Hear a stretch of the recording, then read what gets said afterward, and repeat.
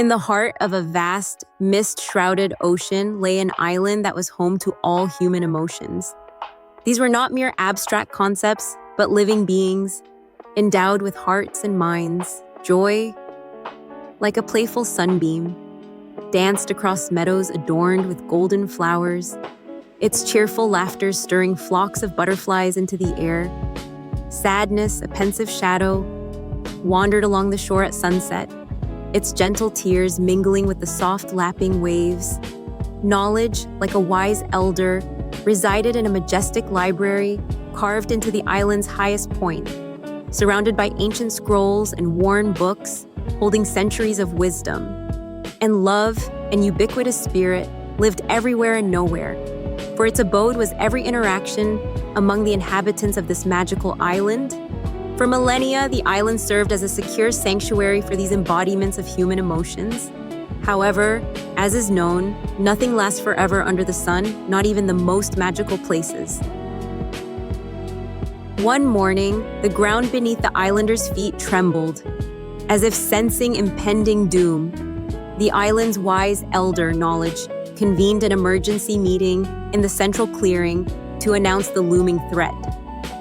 "My friends," Knowledge declared, its voice firm despite the gravity of the moment, "our island is dying, its foundations are crumbling, and soon it will be swallowed by the depths of the sea.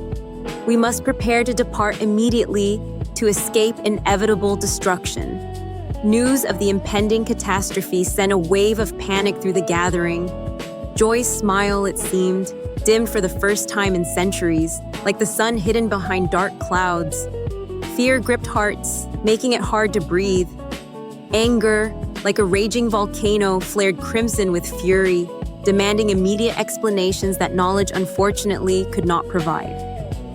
"We have only 1 week," Knowledge continued, adjusting its spectacles. "Each of us must build a vessel capable of carrying us to new shores where we can continue our existence."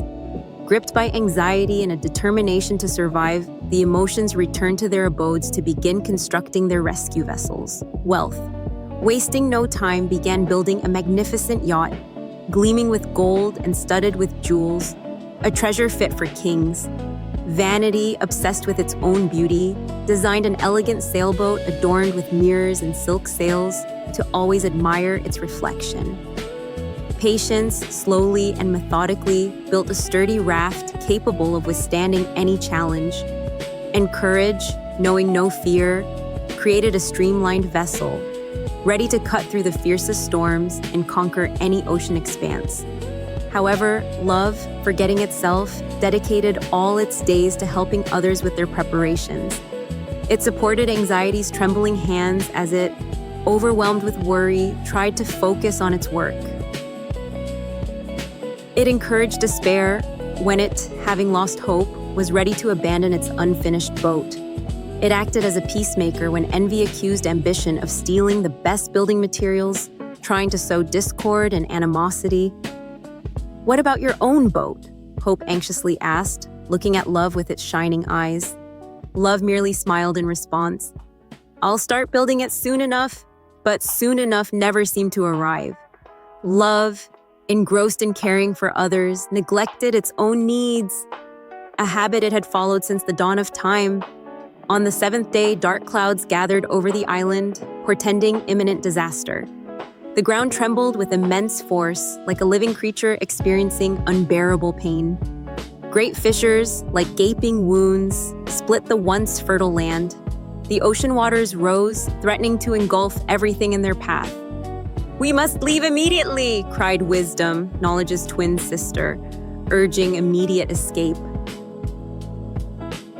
One by one, the emotions boarded their vessels and sailed away towards distant horizons, hoping to find a new home.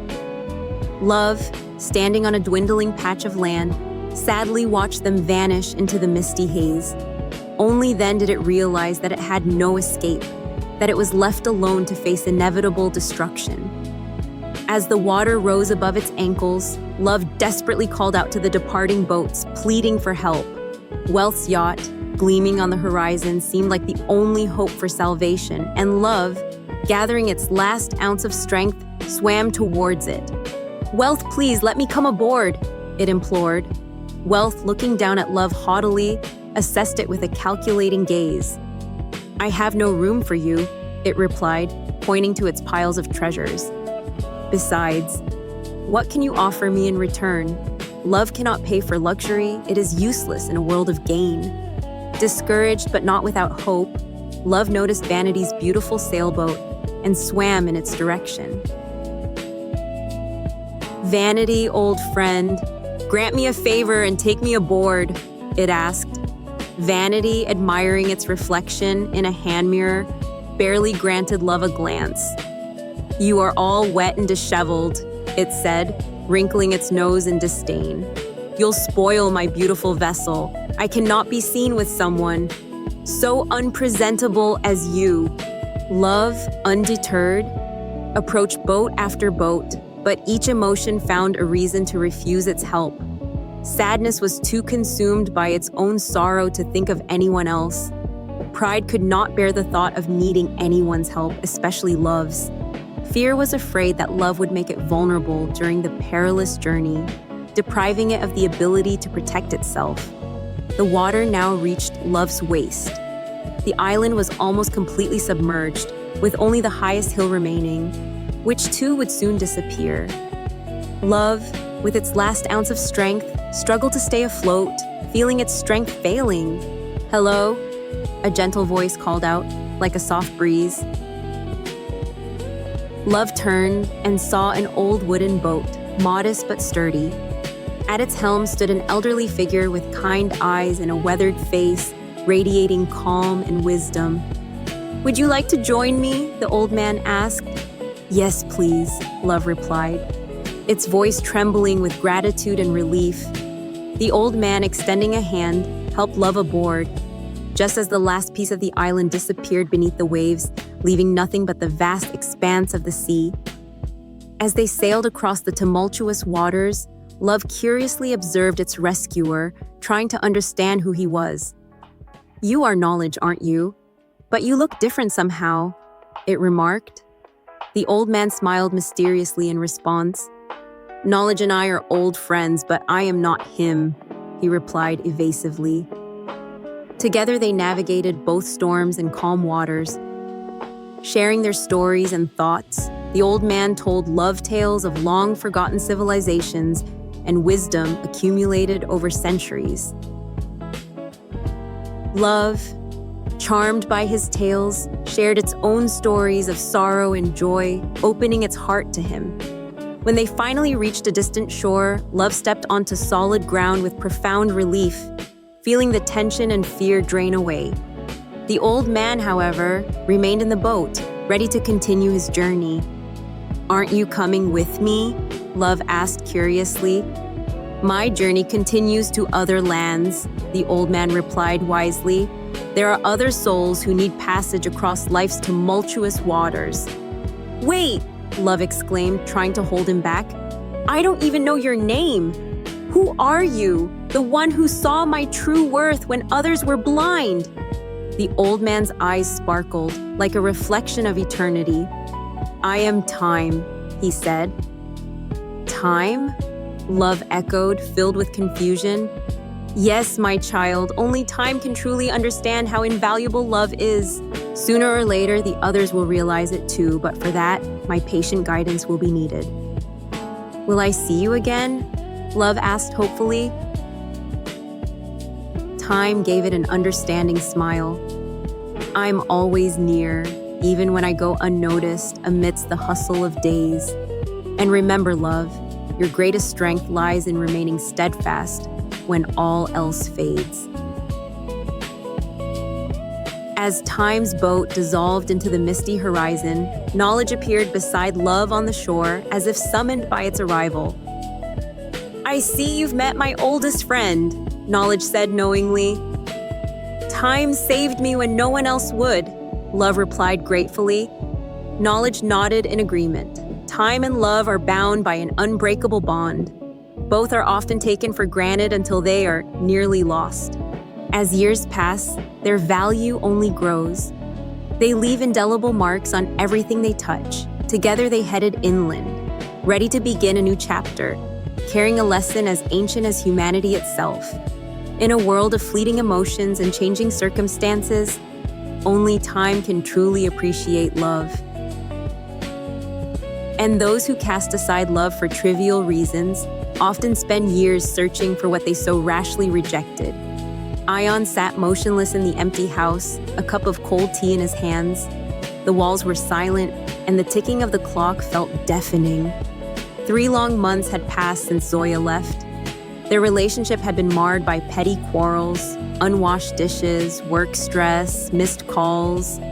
But on that fateful night she left, she didn't utter a single word of farewell. "I just need time," she said, as if pronouncing a sentence. Ion didn't try to stop her. Perhaps pride or weariness held him back. Days stretched into agonizing weeks. Ion cooked only for himself, slept on one side of the bed. Her favorite scarf still hung on the hook by the door, a constant reminder of her presence. He thought about texting her, calling, but never did. She left, he told himself. If she wanted to talk, she would have called by now. But every night, the silence whispered otherwise. One evening, Ion stumbled upon her old notebook in a desk drawer. Its pages held heartfelt love notes she had once written for him. "I love your smile when you wake up. You warm my rainy days. Even in silence, I feel safe with you." He gazed at these words for hours, and his heart ached, not from her leaving, but from the realization that he had stopped noticing her love. Zoya, across town, sat by her window, clutching her phone. Every evening, she secretly checked his social media profile. He posted nothing, called not once. "He probably doesn't care," she whispered. But deep down, she hoped for something else. One day, a message arrived on her phone from Ion. "I finally understand. Time opened my eyes to what I had refused to see before.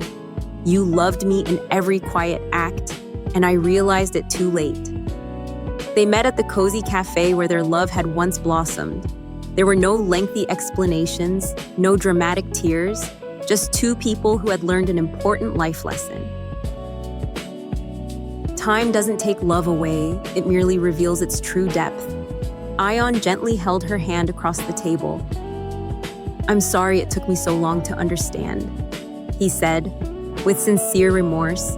Zoya smiled warmly in return. Sometimes, only time can help us realize the value of love. That day, they didn't just reunite. They rediscovered a love that had become even more mature and conscious.